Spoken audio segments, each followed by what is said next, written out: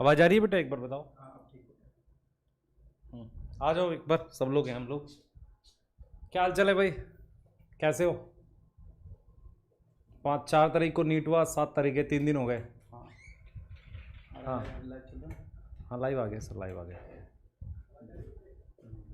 देख पा रहे हो हम लोगों को? हाँ,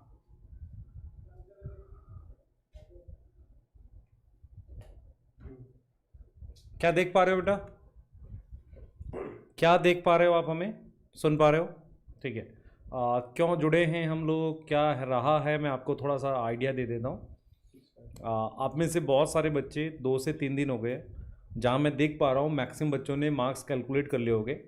अभी 2 तरह के बच्चे हैं, एक जिन्होंने मार्क्स कैलकुलेट कर लिया और एक जो अभी भी रुके हुए हैं, क्योंकि उन्हें ऐसा लगता है कि कुछ अचानक से बदल जाएगा। ऐसा कुछ नहीं है, सब लोग पहले अपने मार्क्स कैलकुलेट कर लो, फिर उसके बाद डिसाइड करो कि अल्टरनेट ऑप्शन लेना है तो कौन सा लेना है, और अल्टरनेट ऑप्शन लेना है तो क्यों लेना है, और अगर ड्रॉप लेना है तो कैसे जाना है।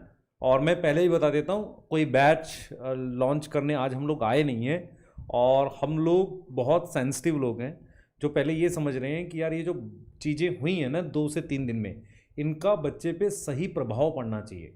नहीं तो क्या होगा, अगर कोई बच्चा ऐसा था जिसने नीट इसलिए छोड़ दिया कि वो हार गया, तो वो जीवन भर के लिए हार जाएगा। तो हमें उसको ये समझाना है कि बेटा तेरा अल्टरनेट ऑप्शन है, तू ले, पर हार मत मान। अगर मैं ये बात नहीं समझा पाया तो एज अ टीचर मैं हार जाऊंगा।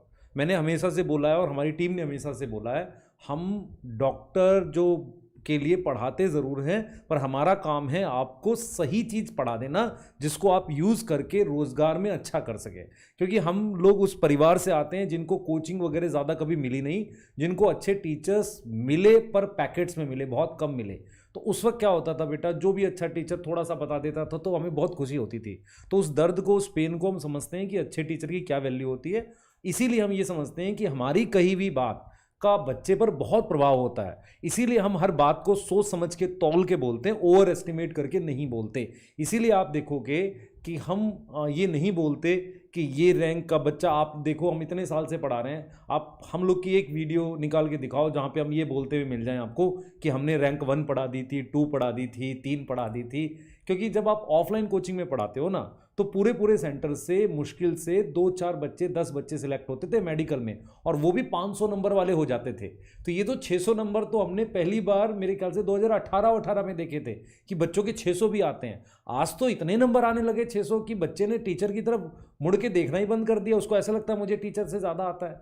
बेटा एक गुरु जो होता है वो, उससे आप इसलिए नहीं पढ़ते कि वो सब कुछ जानता है, वो ये जानता है कि आपको बुरी स्थिति में कैसे गाइड करना है, इसलिए पढ़ते हो आप। सब कुछ जानने वाला तो बेटा एआई है, कंप्यूटर है। मैं भी सब कुछ नहीं जानता, पर मैं कम से कम अपने एक्सपीरियंस से आपको सही बात बता सकता हूं। तो ये चीज़ है, इसीलिए हम लोग आज आए हैं आपसे बात करने। और सबसे ज़रूरी ये है कि पिछले 1 साल में आपने क्या सीखा, पिछले 4 साल में आपने क्या सीखा, और पिछले कुछ दिनों में आपने क्या सबक लिया। ये सबक आपके लिए बहुत ज़रूरी है। क्योंकि क्या होगा, यहां पर क्या होता है कि बच्चे क्या कहें, वो बहुत छोटे हैं। छोटे का मतलब तुम्हारी एज की छोटे की बात नहीं कर रहा हूं, तुमने बहुत कुछ देखा नहीं है, तुम कुछ भी रील समझ के कुछ भी मतलब निकाल देते हो। मतलब मैं उन रील्स की भी मतलब बोलता हूं कि जहां पर हम कहते हैं कि यार देखो इस एक रील से कैसे ये टीचर को जज कर देते हैं, पर आप टीचर की मेहनत देखो, बेचारा कितनी मेहनत से आपको पढ़ाते हैं। पर सबसे इंपॉर्टेंट चीज़ क्या है कि हमें एज अ टीचर एक जिम्मेदारी के साथ बात करना चाहिए हमेशा कि बेटा देख, तुझे मेहनत करनी है तो तब सिलेक्ट होगा। आप देखो बच्चों के क्या कमेंट आते हैं, सर मैं 1 शॉट देख लूँ तो 360 ले आऊँगा, और मैं अगर इस बात को हाँ बोलता हुआ मिल जाऊँ, नहीं नहीं बिल्कुल आ जाएंगे, जरूर आ जाएंगे। नहीं, मैं ये बोलता हूँ कि बेटा उसमें से पेपर भी आना चाहिए, वो तेरे को समझ भी आना चाहिए। इसीलिए तो हम डिटेल लेक्चर में पढ़ाते हैं ना, 13-13, 12-12 लेक्चर में जेनेटिक्स इसलिए नहीं पढ़ाते क्योंकि उसमें टाइम पास करते हैं, कॉन्सेप्ट बिल्ड करते हैं। और हम उन चैप्टर्स को ज़्यादा पढ़ाते हैं जिनको ज़रूरत भी होती है ज़्यादा पढ़ाने की। सबको ज़्यादा थोड़ी पढ़ाते हैं, कॉन्सेप्चुअली पढ़ाते हैं, जिस बात को हम हमेशा से मतलब आपको बोलते हैं। Yes yes. तो इसलिए मैं कह रहा हूँ बेटा आप ध्यान से हमारी बात सुनना जितना आप ध्यान से सुनोगे आपको समझ में आएगी। और मेरा और एमडी सर का बहुत डिस्कशन होता है इस बात पे। हम लोग कहते हैं यार ये कहाँ जा रही है, मतलब बच्चे ये क्यों नहीं समझ रहे हैं, इनको अपने आप को एक अच्छा डॉक्टर बनाना है तो इनको आना चाहिए सब्जेक्ट। सब्जेक्ट आने का मतलब एनसीईआरटी रटना नहीं है, सब्जेक्ट आने का मतलब एनसीईआरटी पे लाइनें लगाना नहीं है, सब्जेक्ट आने का मतलब तुम्हें फॉर्मूला पुट करके वैल्यू निकालना तो ये कोई भी कर देगा, ये तो कैलकुलेटर कर देगा कि मैंने वो वैल्यू देखी फॉर्मूला लगा दिया, मैंने उससे सीखा क्या, ये भी तो इंपॉर्टेंट है। अगर आप कुछ सीख ही नहीं रहे हो तो फिर पढ़ ही क्यों रहे हो और क्यों बनना चाहते हो डॉक्टर। ऐसे बहुत से डॉक्टर है, मतलब मेरे को, मतलब मैं बताता हूँ अपने फादर की ये बात भी याद है कि एक डॉक्टर थे जो आर्मी में थे बहुत दिनों तक। तो वो क्या करते थे, आर्मी में एडमिनिस्ट्रेशन में थे, तो वो क्या था जब वो लौट के आए और प्रैक्टिस करने लगे तो उनसे पेशेंट ठीक नहीं हो रहे थे। तो वो बड़े परेशान रहते थे, यार मेरी इतनी बड़ी डिग्री है पेशेंट ठीक क्यों नहीं हो रहे, क्योंकि वो डॉक्टर ने कभी पेशेंट देखे ही नहीं थे।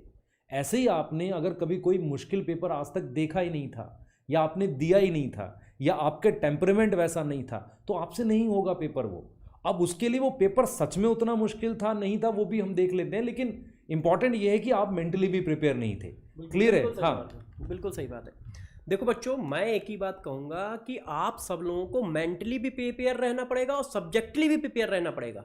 मतलब आपको हमेशा कॉन्सेप्चुअल अप्रोच के साथ चलना पड़ेगा। यदि हम लोगों का 18 साल 20 साल 17 साल का एक्सपीरियंस है तो हम लोगों ने हर तरह का पेपर देखा है, हर तरह का पेपर देखा है। 2016 का पेपर देखा है जो बहुत टफ था, 2024 का पेपर देखा है जो बहुत इजी था, 2023 का पेपर देखा है जो एवरेज था और 2025 का पेपर देखा है जो टफ है।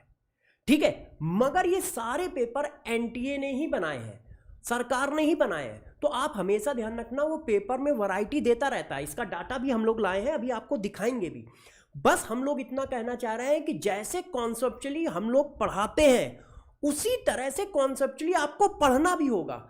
आप उस फील्ड पे मत रहो कि यार 2024 के पेपर को बेस बना के आप लोग पढ़ाई कर रहे हो कि 2024 का पेपर काफी इजी था, फार्मूले डाले आंसर आ गए, ठीक है, या थोड़ा बहुत घुमाया आंसर आ गया तो सब लोग उसी में बह गए। ये प्रॉब्लम आई क्यों है? ये प्रॉब्लम इसीलिए आई। 2016 में एक क्वेश्चन आया था, हाँ, जो वर्ड ही कहीं था नहीं, केमिस्ट्री में था, हाँ, कोई इनऑर्गेनिक का क्वेश्चन, हाँ, जो हम लोग पेपर डिस्कस, बेटा फील्ड थ्योरी में एक टॉपिक था ना कोई, हाँ, क्रिस्टल फील्ड थ्योरी में एक क्वेश्चन पूछा गया था।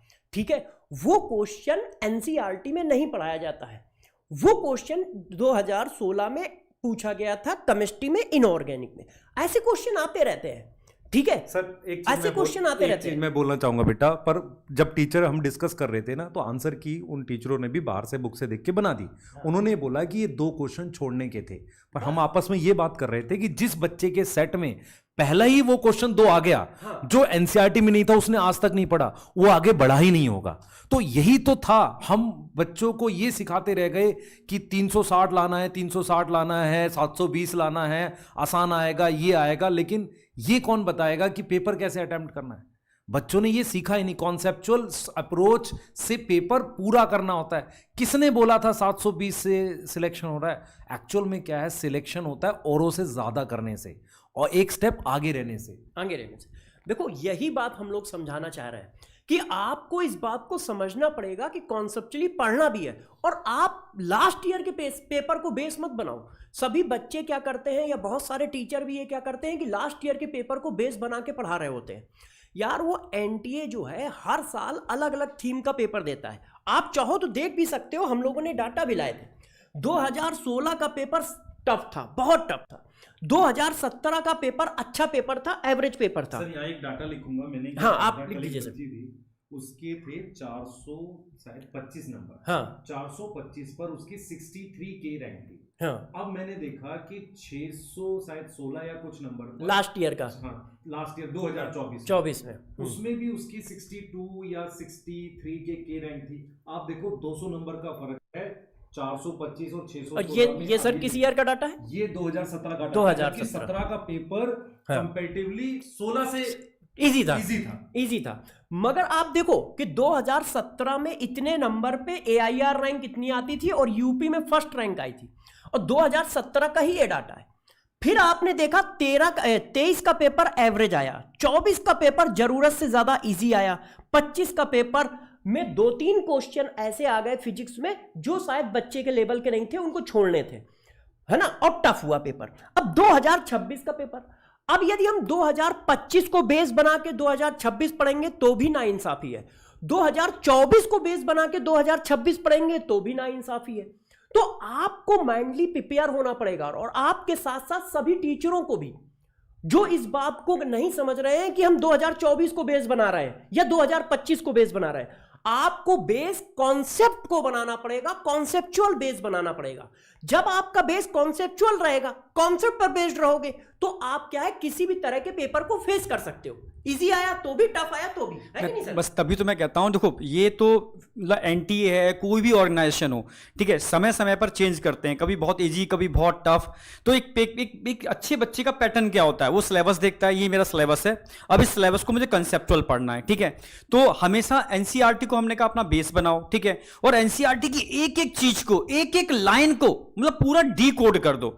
जिस बार जैसे पेपर देखा होगा, इस बार बहुत सारे उन्होंने क्या किया, कई चैप्टर को मतलब एक एक चैप्टर से क्वेश्चन नहीं बनाए, कई चैप्टर को आपस में कंबाइन कर दिया, ठीक है, कई कंसेप्ट को आपस में कंबाइन कर दिया। एनसीईआरटी को मतलब बहुत हल्के में, हाँ हाँ, बात होता है एक्सप्लेनेशन और उस थ्योरी को समझा पाना, हाँ, है ना? वही तो मैं कह रहा हूं कि जैसे मैं तो हमेशा बोलता हूं कि एनसीईआरटी बेटा मतलब बड़े बड़े टीचर्स एक्सप्लेन नहीं कर पाते, एनसीईआरटी इतनी अपने में मतलब अल्टीमेट है, क्योंकि एनसीईआरटी गाइटन, कैनोंग मतलब अच्छे रसल जैसी किताबों का कट कॉपी पेस्ट है, आप समझ रहे हो ना। तो एनसीईआरटी अपने में ही बहुत बड़ी चीज है।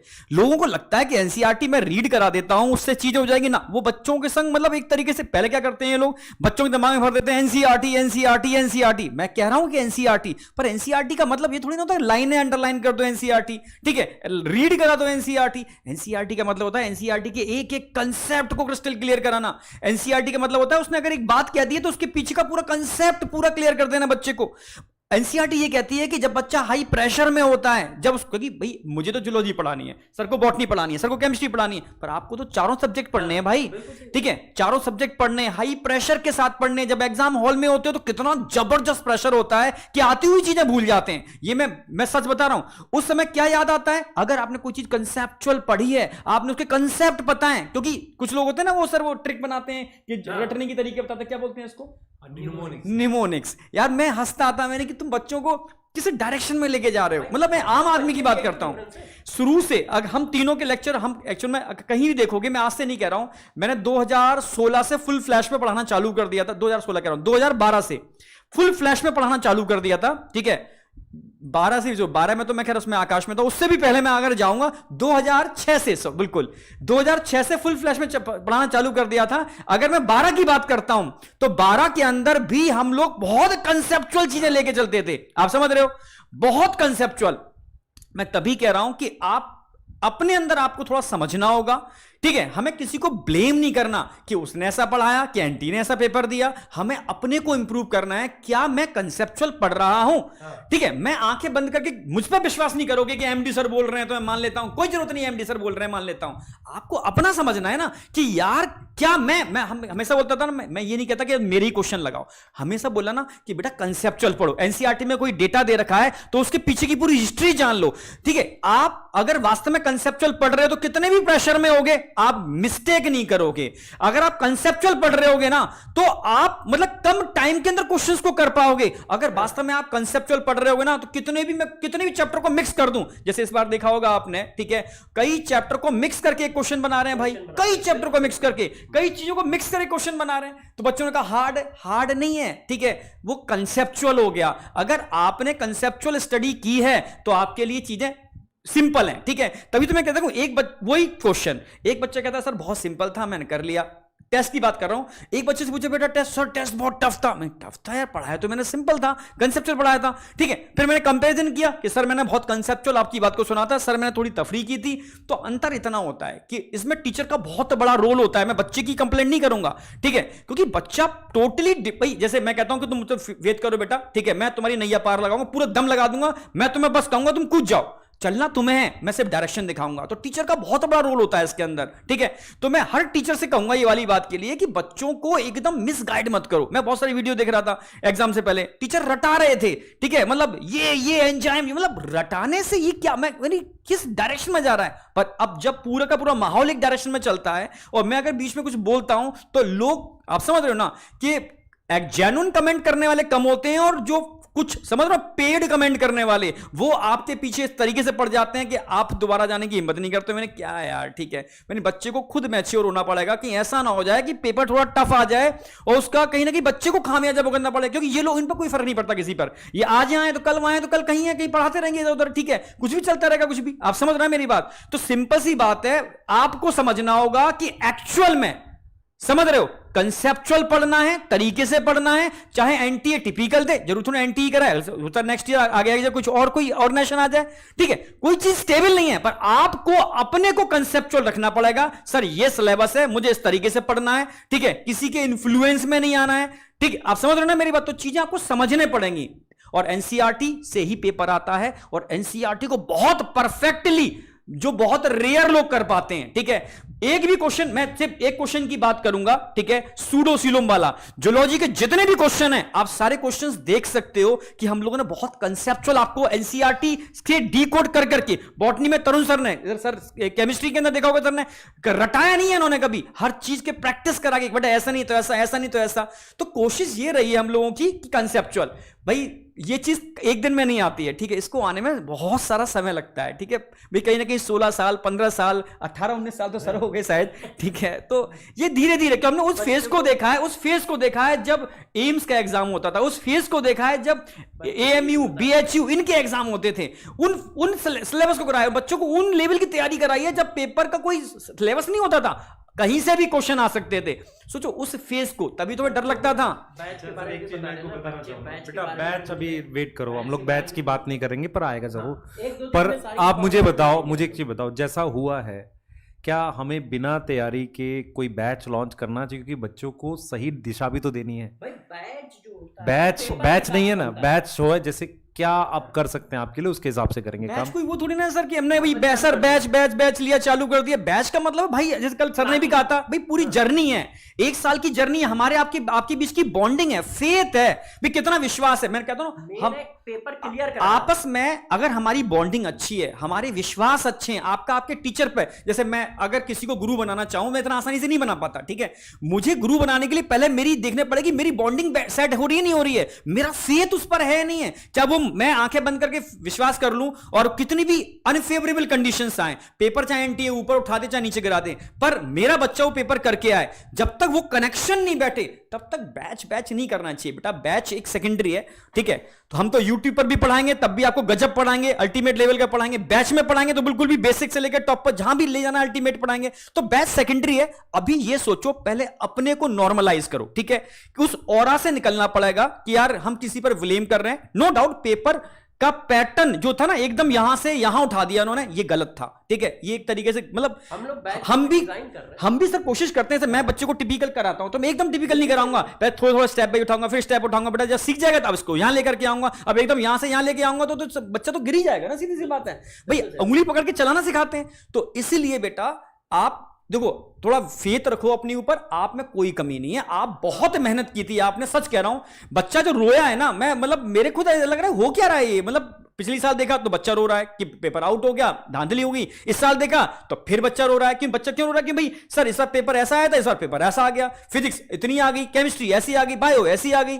तो मैंने एक बार समझ में आया, हम लोगों ने सबक जो सीखा और वो जो आपको सीखना चाहिए, ठीक है, कि बच्चे को उस लेवल की तैयारी कराओ कि चाहे एनटीए यहां उठाए चाहे एनटीए यहां उठाए, किसी भी तरीके का कुछ भी करे, हम किसी पर ब्लेम ना करें, हमारी तैयारी इतनी स्ट्रांग होनी चाहिए कि हर कंडीशन पर हम उस अनफेवरेबल कंडीशन को फेस करने के लिए तैयार हूं। मैं ये नहीं कहता कि 25 लाख बच्चों का सिलेक्शन हो जाएगा, पर मैं इतना जबरदस्त तरीके से कहता हूं कि मेरा बच्चा या तो सेलेक्ट होगा, नहीं तो इंडिया की टॉप मोस्ट पोजीशन पर कहीं ना कहीं बैठा होगा। आज की डेट में बहुत सारे बच्चे मेरे साइंटिस्ट हैं, ठीक है, बहुत सारे बच्चे कहीं ना कहीं अच्छी टॉप मोस्ट जॉब पर हैं या बहुत अच्छे टीचर हैं बेटा, ठीक है, जूलॉजी बॉटनी, जैसे जूलॉजी के तो जूलॉजी बॉटनी के बहुत सारे टीचर हैं, ऐसे केमिस्ट्री में सर की बहुत सारे टीचर ऑलरेडी होंगे, ठीक है, ऑलरेडी। तो हम लोग देख रहे हैं कि बट हमने इतना सीखा कि अगर बच्चा 1 साल देता है तो उसको उस लेवल पर पहुंचा दो कि यार वो अपनी लाइफ को जबरदस्त तरीके से जिए, उसको कहीं रिग्रेट फील ना हो, यार मैंने 1 साल दिया, बहुत विश्वास से दिया, ठीक है, और कहीं ना कहीं मेरे संग गलत हुआ, वो कंडीशन कभी ना क्रिएट हमने कभी सोचा प्रोफेशनली, हम तीनों कभी नहीं गए। हमेशा एक ही बात सोची कि यार बच्चे के संग जोड़ रहे हैं, दिल से जोड़ रहे हैं, और जहां भी कोशिश करते हैं, देखो मैं समझाता रहता हूं, अगर आप समझ जाओ तो अच्छी बात है, ठीक है। और मैंने कहा बैच में अगर मैं कहानियां भी सुनाऊंगा ना बेटा, तो कहानी को भी ये सोच के सुनना कि उससे क्वेश्चन आ जाएगा। तो मैं याद हो IVF की मैंने कहानी सुनाई थी, ठीक है, इन विट्रो फर्टिलाइजेशन की, ठीक है, एक मूवी की मैंने स्टोरी भी सुनाई थी, ठीक है। यस, मैंने बोला भी था कि यार इतनी, एक बच्चे ने कहा था कि सर इतना महंगा क्यों होता है, ठीक है। तो मैंने कहा बेटा कि मैंने कहा जब टेस्ट ट्यूब भी पढ़ाया मैंने, तो इसमें ओवम फर्टिलाइज कर दिया, तो सर इतना महंगा क्यों लेते हैं ये लोग, 8-8 10-10 लाख रुपए लेते हैं। मैंने बेटा कि एक बार में नहीं होता, मल्टीपल अटेम्प्ट कराने पड़ते हैं। एक पूरी कहानी सुनाई थी, सोचो उस पूरी कहानी से ही IVF पर क्वेश्चन आया हुआ है, कहानी से ही आया हुआ है। याद हो तो मैं PCR का मैंने तुम्हें बताया था, देखो 1 से 2, 2 से 4, 4 से 8, ठीक है बोला था। तो आपने कहा भी था सर 1 बिलियन DNA बन जाते हैं। मैंने यस, मेरी NCERT में रखे हैं 1 बिलियन DNA बन जाते हैं 30 साइकिल के अंदर। तो उतरे वही तो पूछा उन्होंने, ठीक है भाई, 1 से 2, 2 से 4, 4 से 8, भाई 2 की पावर n, समझ गए ना मेरी बात। तो वही मैं कहता हूं कि अगर आप टीचर से जुड़ रहे हो, टीचर वास्तव में बच्चे से दिल से जुड़ रहा है, और वो टीचर उस बच्चे को बच्चा नहीं समझ रहा है, उसको अपना बच्चा समझ रहा है, वो मेरा बेटा है, मेरा बच्चा है, ठीक है, ये सोच के जब पढ़ाता है ना कि अगर इसके संग गलत हो गया तो उसके बच्चे के संग भी गलत हो जाएगा, ठीक है, तब जाकर के बॉन्डिंग बनती है। तब जाके लगता है कि वो प्रोफेशनली नहीं पढ़ा रहा, वो उसको सेलेक्ट कराने के लिए पढ़ा रहा है। तब जाके लगता है कि नहीं, उसको उंगली पकड़ के मुझे वहां तक पहुंचाना है मुझे, ठीक है।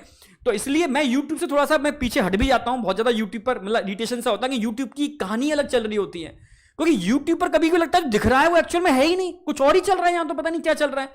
मासूम बच्चे हैं, उनको इन्फ्लुएंस कर देते हैं, हम कुछ भी कर देते हैं, ठीक है। इसलिए मैं कहता हूं हर बच्चे से अपने बुद्धि विवेक का पूरा यूज किया करो, ठीक है। फालतू की देखो 2 चीजें हैं यार, आपको ये समय को मस्ती में निकालना है, एंटरटेनमेंट में निकालना है, या वाकई में जेन्युइनली पढ़ाई करके एक बेहतर जगह पहुंच करके वहां सब कुछ करना है, अपनी इच्छाएं पूरी करनी है। तो इन चीजों से बचना है बेटा, ठीक है।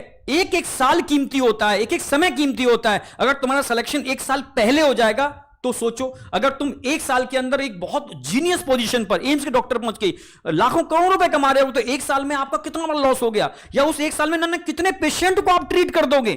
तो आपका वाकई में एक साल इंपॉर्टेंट है। तो 1 साल पहले ही आप कोशिश करो सेलेक्ट होने की। और मैं सच कह रहा हूं, टाइम को समझो, टाइम की कोई कीमत नहीं है बेटा, ठीक है। इसलिए कह रहा हूं कि बहुत सोच समझ के डिसीजन लिया करो। 50 चीजें हैं, 50 ऑप्शंस होते हैं, ठीक है। हाँ, पर अपने ऊपर भी फेथ किया करो, ठीक है। अगर आपको जैसे कई बच्चे लिख रहे हैं सर मुझे क्या करना चाहिए, ठीक है, तो मैं कहता हूं बेटा अगर तुझे लगता है, तेरे दिल से आवाज आ रही है कि सर मुझसे नहीं हो सकता, मेरे 4 अटेम्प्ट हो चुके हैं, 5 अटेम्प्ट हो चुके हैं, सर कोई अल्टरनेटिव ऑप्शन बता दो, मैं बताऊंगा तुझे अल्टरनेटिव ऑप्शन, ठीक है। तुझमें गट्स है तो जो टीचर बनाने में क्षमता रखूंगा, तो गट्स है तो साइंटिस्ट की वो पोजीशन बताऊंगा जहां तेरे पास ऑप्शन है। कोई भी ध्यान, अगर तूने मेहनत की है, दिल से मेहनत की है, जबरदस्त तरीके से मेहनत की है, तो तू बैठेगा तो नहीं बेटा, ये गारंटी मैं ले रहा हूं तुझे, ये गारंटी मैं ले रहा हूं, ठीक है। हम सब कोई डॉक्टर इंजीनियर बहुत बड़ी पोस्टों पर नहीं आए हम। आर्यन एक बच्चा है जो कह रहा है कि सर क्या IIT वाले बैच से फिजिक्स पढ़नी चाहिए। बताओ आप। देखो बेटा आर्यन, आप कह रहे हो कि IIT वाले बैच से फिजिक्स पढ़नी चाहिए, नहीं, तब तो तुम्हारा कभी नहीं होगा। जो फिजिक्स का पेपर आया है वो नीट का ही पेपर है, बस डिफरेंस इतना सा है कि 3-4 क्वेश्चन ऐसे हैं जो बच्चे के बियॉन्ड है, आउट ऑफ सिलेबस। जैसे इन ऑर्गेनिक का आउट ऑफ सिलेबस क्वेश्चन आता है तो आप कहते हो NCERT में ही था, किसी दूसरी बुक में था, मगर वो किसी बुक में था। इसी तरह से फिजिक्स में 1-2 क्वेश्चन ऐसे आ गए हैं जो बियॉन्ड द बच्चा आ गया है बस। मगर भैया 98% पेपर तो वही NCERT या उसी तरह का कॉन्सेप्चुअल है जिस तरह का पेपर में आता है। तो आपको पढ़ना वही होगा, क्योंकि नीट की अप्रोच अलग है, JEE की अप्रोच अलग है, ठीक है। तो आपको यही पढ़ना होगा। अच्छा, मैं एक बात आपसे बोलता हूँ कि मान लो नीट में 45 क्वेश्चन है फिजिक्स में, मैं 5 क्वेश्चन हिस्ट्री के डाल देता हूँ, तो वो 5 क्वेश्चन हिस्ट्री के मान लेते हैं, तो हिस्ट्री के तो वो सबके लिए हिस्ट्री के लिए है। अच्छा, मैंने बताया नहीं कि मैं हिस्ट्री के डाल रहा हूँ, और मैं आगे भी नहीं बताऊंगा कि डालूंगा। तो 5 क्वेश्चन मैंने हिस्ट्री के डाल दिए, किसी बच्चे से नहीं बनेंगे, समझो मेरी बात सुनो, तो छोड़ दो, बाकी 40 पे काम करते हैं।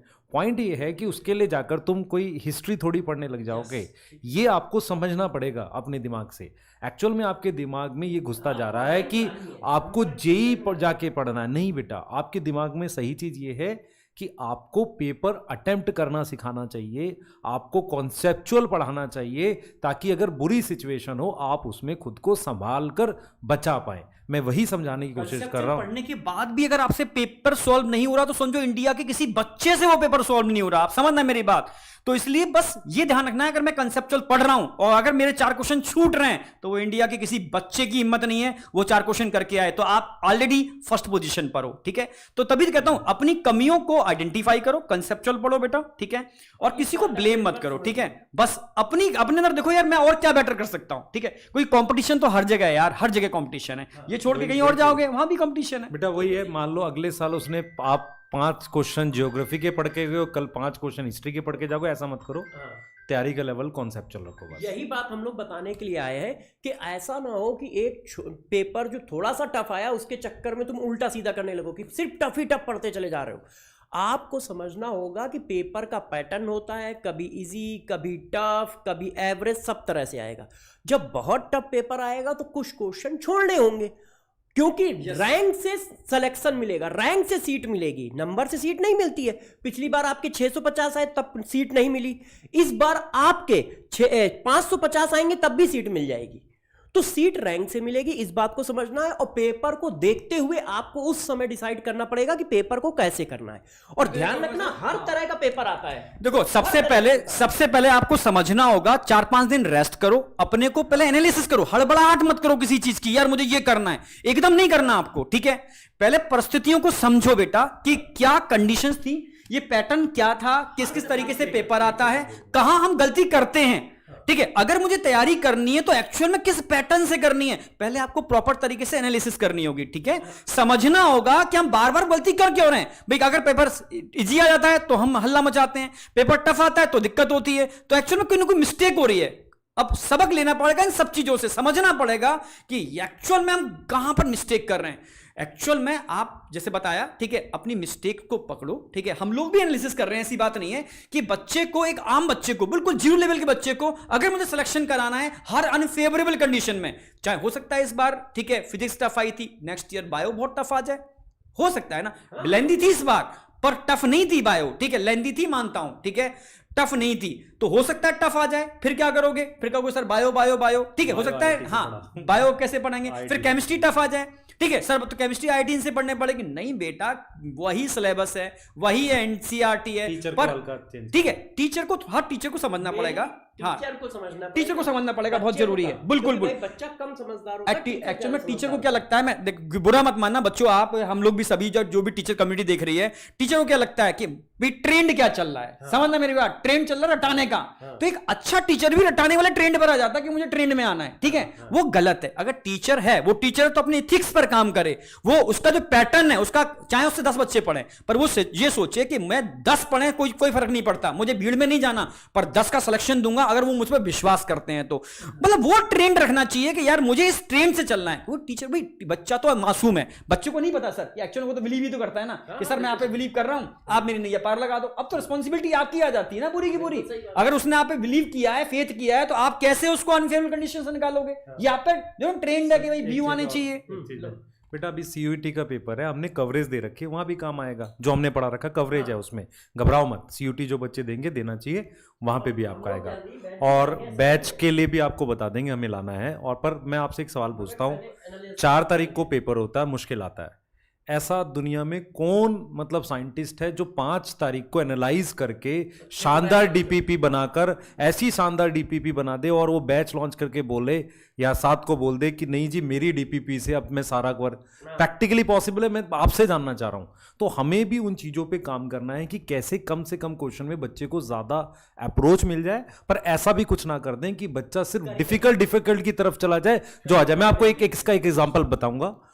2014 और 13 में जब हम लोग पढ़ाते थे, बेटा हम लोग पुराने लोग हैं जो ऑफलाइन ऑनलाइन सब पढ़ाए हुए, और ऐसे बहुत यूनिक लोग हैं जिनकी इस एज ग्रुप में भी ऑनलाइन बच्चा एक्चुअल में सुनता है, ये बहुत कम लोग हैं, ऐसे मतलब कुछ विलुप्त प्राणी है, मैं बता रहा हूं। नहीं एक्चुअल में ऑनलाइन में लोग क्या करते हैं, एंटरटेनमेंट, ठीक है, एंगेजमेंट, ये चीज टर्म है, तो हम बूढ़े लोग हैं, ठीक है, मतलब इस बुढ़ापे पर आकर के भी अभी 36 साल या 40 साल जो भी है, ठीक है, मतलब आज की जो ट्रेंड है, जो बच्चे देखना चाहता है ना, कि जो देखना चाहता है बच्चा तो वो चीज हम लोगों में नहीं है, पर हम कंटेंट के अंदर आज भी हम बहुत दम रखते हैं। सर वो मैं बात बस बताऊंगा पहले एक बात। मैं वो बात बता रहा हूँ 2012, 13, 14 के आसपास एक पेपर होता था शायद CPMT, एक होता था उसका IP का और एक AIPMT का होता था।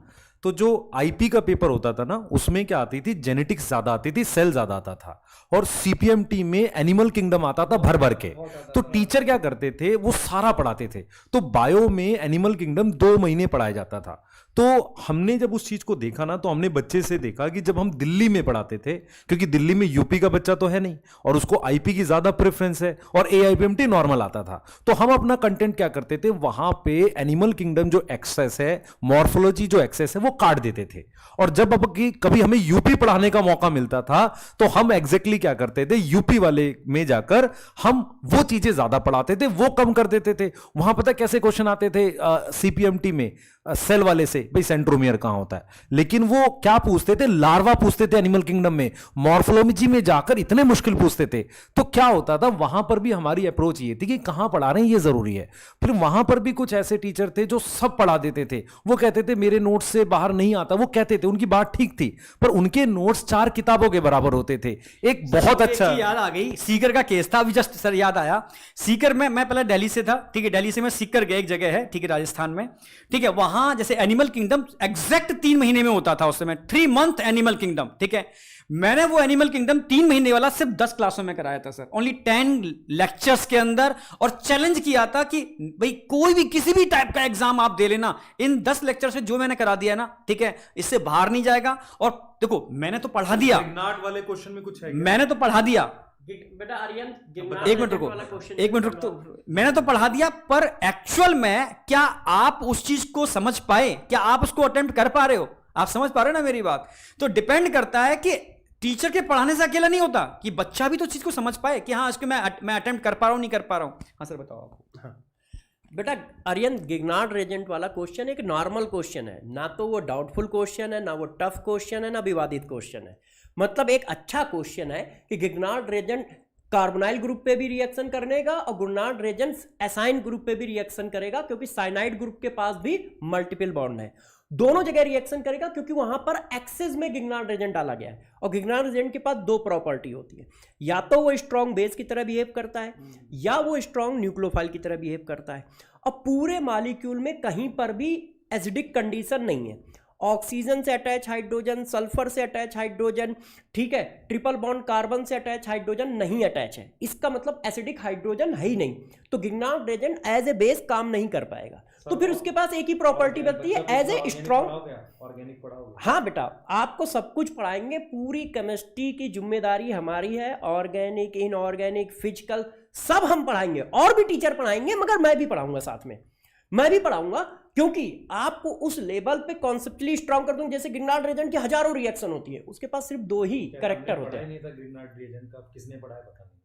अच्छा, गिगनार्ड रीजेंट यार बहुत छोटा सा टॉपिक है, हजारों रिएक्शन उसकी हजारों हैं, मगर उसके पास सिर्फ 2 प्रॉपर्टी होती है, या तो वो स्ट्रॉन्ग बेस होता है, या वो स्ट्रॉन्ग न्यूक्लियोफाइल होता है।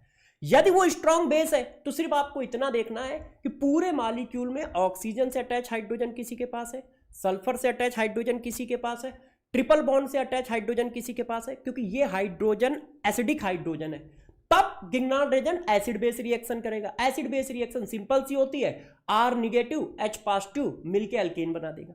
यदि ये कंडीशन नहीं है तो always always always Grignard reagent as a nucleophile attack करेगा, और न्यूक्लियोफाइल है तो प्लस जहां देखो वहां अटैक करा दो, बस वो प्लस पे जाके जुड़ जाएगा। तो जो 2025 का पेपर आया था उसमें यही था, कार्बोनाइल ग्रुप है, कार्बोनाइल ग्रुप पे प्लस कहां है, कार्बन पे, वहां पे जोड़ दो एक बार। CN है, CN में प्लस कहां है, कार्बन पे, वहां पे जोड़ दो एक बार, फिर हाइड्रोलिसिस कर दो, तो दोनों के आंसर आ गए। इतना क्वेश्चन। अगर सर को ऑर्गेनिक नहीं आती होती तो लाइव में आंसर नहीं करते, पहला चीज। दूसरी चीज क्या है कि अगर सर खुद कंफ्यूज होते और सर ने ये क्वेश्चन सॉल्व नहीं किया होता, देखो पेपर हमको लोग खुद बैठ के सॉल्व करते हैं कई बार, तो सर को ये याद भी नहीं होता। तो मैं बस आपको ये समझा रहा हूँ कि हम कैमरे के पीछे भी वही हैं जो कैमरे के सामने हैं, और हमने बहुत ज़्यादा एग्ज़ाम्स देखे हैं नीट के अलावा, और भी हमारी सिर्फ एक अप्रोच है कि बच्चे को एक अच्छी कवरेज देनी है ताकि वो बुरे और अच्छे एग्जाम के लिए तैयार रहे। उसके अलावा डॉक्टर बनना ना बनना वो उसके हाथ में है, पर वो एक अच्छा मतलब नॉलेज वाला पर्सन हो जो अपनी रोजी रोटी कमा सके, ये हम चाहते हैं। लेकिन इस बात की हमारी रहेगी कि यार जो हम पढ़ा रहे हैं, जैसे मेरा पढ़ाया हुआ बच्चा, सर का पढ़ाया हुआ, हमारे बच्चे को औरों से ज़्यादा कॉन्फिडेंट फील होगा। वो मैंने आपको बोला भी था, इजी पेपर का मतलब ये है बायो में आप जल्दी कर पाओ, मुश्किल पेपर का मतलब है दूसरों ने नहीं किया आप कर पाओ। आप समझो ध्यान से, यहां पर क्या हुआ कि इजी आया तो सब कर रहे हैं, जब एक सब्जेक्ट में मुश्किल आया तो शायद कोई कर ही नहीं पाया। ये नहीं होना चाहिए था, आप औरों से ज्यादा कर पाते तो आपकी नॉलेज ठीक थी। इसका मतलब आपको अभी और मेहनत की जरूरत है, कॉन्सेप्चुअली पढ़ने की जरूरत है। हम कोशिश करेंगे कि अपनी कुछ प्लानिंग वैसी बनाए, पर हमें समय चाहिए उसके लिए। ऐसे नहीं कि एक दिन में जाकर हम सीधे कोई खतरनाक, बल्कि हमारे पास तो कंटेंट है भी बना हुआ, पर लोग रातों रात कैसे कंटेंट बना देते हैं कि अब हम एडवांस का पढ़ा देंगे। आज पेपर हुआ, ठीक है, 5 तारीख को एनालिसिस हुई, 6 तारीख को बैच लॉन्च, ऊपर से क्या सब एडवांस की डीपीपी बन गए, सब एडवांस का सब कुछ हो गया। अरे भाई बच्चों को एनालाइज कर लो, एग्जाम को एनालाइज कर लो, 3-4 दिन बाद बैच ले आओगे तो कोई कुछ दिक्कत थोड़ी आ जाएगी। मगर बैच लाना नहीं होता है, बात ये होती है कि ऐसी बैच लाओ जिससे बच्चों को मैक्सिमम बेनिफिट हो और हम अगले साल बच्चे को सेलेक्ट करा पाए, चाहे वो पेपर जैसा भी हो। तो उसके लिए एक प्रॉपर प्लानिंग होती है, तो हम लोग वही प्लानिंग में लगे हुए। 2-4 दिन में हम लोग भी लाएंगे, ऐसा नहीं, हम लोग भी आपको बैच के बारे में डिटेल देंगे, मगर दूसरे तीसरे दिन नहीं, 1-2 दिन 4 दिन वेट करके, जैसे हम अच्छे से एनालाइज कर लें क्या क्या बैचों में कराना है। फिजिक्स बार बार टफ आती है तो फिजिक्स में एक्स्ट्रा क्या हमें कराना है, केमिस्ट्री में एक्स्ट्रा क्या कराना है, उसके लिए क्या प्लान बनाएंगे, किस तरह से पेपर लेंगे, क्या हमें 4 टाइप के पेपर लेने चाहिए, इजी टाइप का भी पेपर लेना चाहिए, एवरेज टाइप का भी पेपर लेना चाहिए, टफ भी पेपर लेना चाहिए, लेंदी भी पेपर लेना चाहिए। हम लोग इन प्लानिंगों में लगे हुए हैं। ऐसा नहीं कि बस बैच लॉन्च किया भाई आ जाओ। जब हमारा प्लान बन जाएगा तब हम आपको एक्सप्लेन करेंगे और बैच ले आएंगे, वो 2-3 दिन में हम लोग करेंगे। एक बच्चा उसमें कुछ लिख भी रहा है, बेटा देख एक बात तो अच्छा है तू यहाँ आ गया, क्योंकि खाली तो है, कुछ काम तो है नहीं, तेरे पास एग्जाम हो गया तो आ गया, ठीक है, कमेंट कर ले नेगेटिव, और भी जगह जाके कर। पर देख यहाँ जो लोग खड़े हैं उन्होंने अपने बैचेज में ईमानदारी से पूरा पढ़ाया। और दूसरा, वो कोई रील और ये सब नहीं बनाने वाले हैं जिसमें कंटेंट दिखाएंगे हम कि हमने पढ़ाया है, वो बच्चे को पता है, मैं बार बार बोल रहा हूँ। और तीसरी चीज़, मेरे सारे बच्चे डॉक्टर नहीं हैं, पर सारे बच्चे सिर्फ इस बात के लिए रिस्पेक्ट करते हैं कि हमने उनको ईमानदारी से पढ़ाया था। इस बात को रिकॉर्ड कर ले और रख ले, बाकी मुझे किसी के कमेंट और इसकी आवश्यकता है नहीं। हाँ, ऐसा नहीं है, बस अगले साल बेटा जब तुम पढ़ लोगे तो तुम भी यही कहोगे कि अरे सर आपने मेहनत की है हमारे साथ, वो अभी कर रहे हो। मगर आप जब बैच ले लोगे, पढ़ लोगे, तो आप खुद अपने आप मुरीद हो जाओगे। हम लोगों को कुछ नहीं कहना पड़ेगा। क्यों? क्योंकि आपको मेहनत दिखेगी, कंटेंट दिखेगा और आप में खुद में इंप्रूवमेंट दिखेगा। जब आपके खुद में इंप्रूवमेंट दिखेगा तो आप अपने राय चेंज कर दोगे। ठीक है बेटा, नहीं ठीक है बेटा, है ना, ओके बाय।